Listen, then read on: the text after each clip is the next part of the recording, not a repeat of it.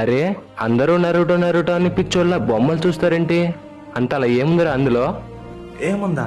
సరే, నీకు మన మహాభారతం అంటే ఇష్టమేనా? ఇష్టమే. ఇది కూడా చిన్న మహాభారతం లాంటిదేరా. ఇందులో ఏముందో అడిగావు కదా, చెప్తా. ఇందులో హస్తినాపురి అనే ఒక గొప్ప రాజ్యం ఉండకపోవచ్చు, కానీ హిడెన్ లీఫ్ అనే ఒక గ్రామం ఉంది. ఇక్కడ ధర్మంగా ఉండే పాండవులు లేకపోవచ్చేమో గాని ధర్మాన్ని రక్షించే హోకాగేలు ఉంటారు. ఇక్కడ తన తెలుగుతో అందరినీ వంచే శకును లేకపోవచ్చేమో, కానీ ఇక్కడ అందరినీ తన తెలుగుతో ఆడించే ఒబిటో ఉన్నాడు.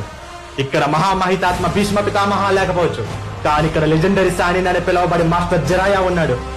ఇక్కడ శాంతి స్వరూపుడు శ్రీకృష్ణుడు లేకపోవచ్చు, కానీ శాంతంగా ఆలోచించే కకాషి హటాకే ఉన్నాడు. ఇక్కడ కురుక్షేత్రం జరగదు, the 4th great ninja war జరుగుతుంది.